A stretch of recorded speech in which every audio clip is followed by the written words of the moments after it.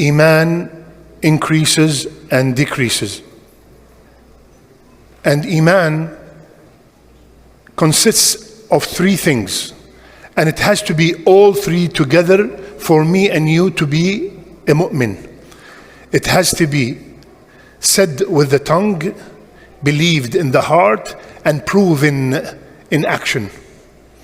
I cannot just say La ilaha illallah, and I believe La ilaha illallah, but I do not pray, I do not fast, I don't do anything. I cannot pray and fast and I believe and I did not say the shahada. This is what happened with Abu Talib, right? And so the point is, all three together consists Iman.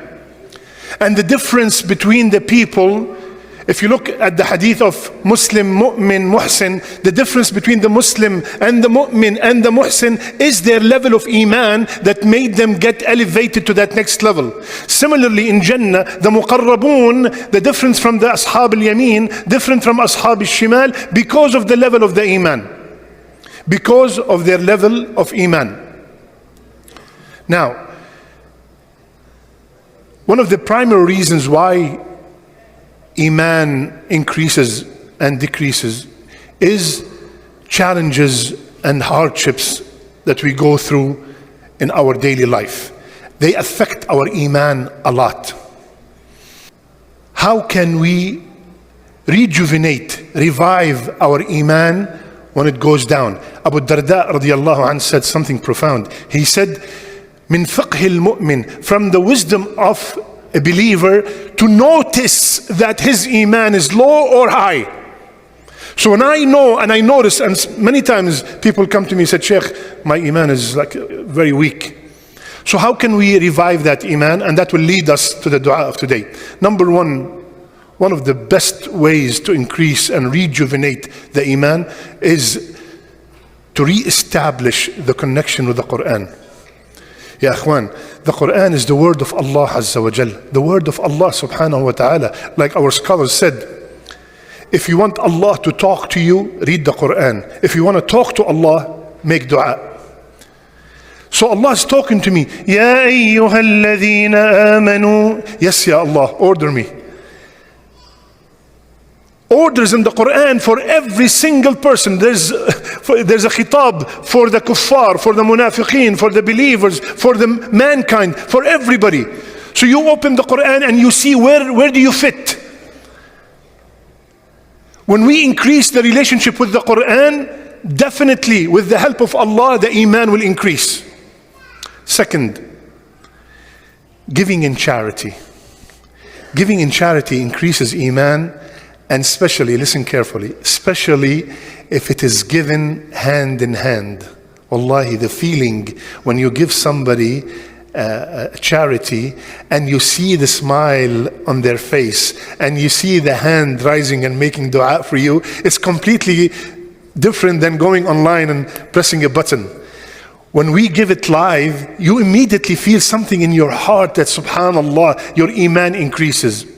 Third, surrounding ourselves with righteous people definitely will increase our Iman. When you are surrounded by brothers, let's go for Isha, let's go for Fajr, there's a lecture here, there's a talk there, subhanallah, naturally your Iman will increase. Just like we said before, you bring a bottle of water, it's liquid. You put it in the freezer, it freezes. Why? Because everything around it is cold. The environment has a major effect. The environment has a major effect on us and on our children. Fourth, which will lead us to the dua.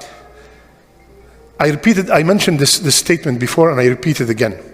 There's no one who has a hardship and he or she wants that hardship to be resolved and they do not perform tahajjud, that means they are not serious about solving their problem.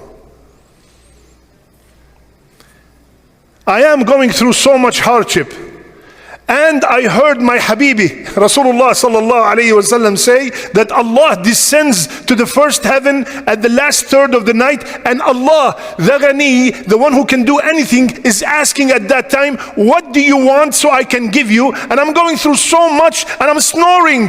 How serious could we be? How serious could you be?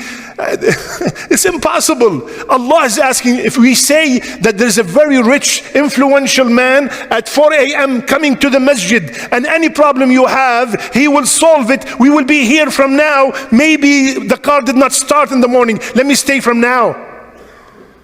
But when we say Allah is descending in a way that befits His majesty and asking, what do you want so I can give you? What do you want? هل من سائل فأعطيه. Anyone is asking anything so I can give him, and I'm sleeping. How serious could you be? So when we get up and we are going through that crisis of Iman, and this is where comes the dua. Rasulullah sallallahu alayhi wa sallam said, إن الإيمان لا يخلق في جوف أحدكم كما يخلق الثوب. Iman wears out in your heart just like your clothes wear out. فادعوا الله أن يجدد الإيمان في قلوبكم. So ask Allah, and here's where's the dua, to revive the Iman in your heart. So what is the dua for tonight? 4-word dua, subhanallah. Allahumma jaddid al-Iman fi qalbi. Allahumma jaddid al-Iman fi, 5 words, fi qalbi. Ya Allah, jaddid from jadid, new, revive, renew, rejuvenate the Iman in my heart. This is what Rasul sallallahu alaihi wasallam told me, that the Iman the Iman fades. So in order for me, so our beloved Prophet sallallahu alaihi wasallam said that it fades. So that means it does fade, and we all went through this. So Ya Rasulullah, what should I do? He said, ask Allah to revive it. So subhanallah ya akhwan, the dua is very easy. Allahumma jaddid al-Iman fi qalbi. Let's do it all together inshallah. Allahumma jaddid al-Iman fi qalbi. Alhamdulillah.